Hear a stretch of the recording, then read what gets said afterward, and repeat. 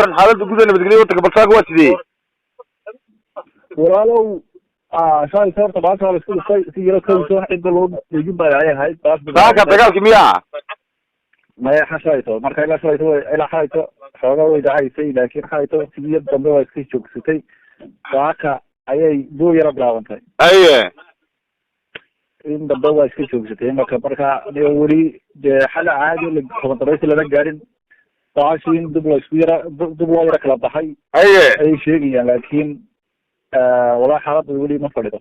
أيه. حالات ما فريضة لكن تعلم كم فريضة. مركا نيمك هذا حفظ ما دعيان ويستك تسمع. نعم. مركا دجال كسل دعاية خساري بالفورن يو نفط يموضع. أيه والله حالات هذه أسبوع هاي تو نعم كلها لها سوشيال ميديا بلغة عرقية. هيه. انت سوشيال ميديا تعالوا مرارناي لكن كل خسارات ربا بيستقال كاسيو marka gacan kale ku jirto xagga Soomaaliya haram adkan iyo waxay sheegayaan waxa soo dhigtay caayada waa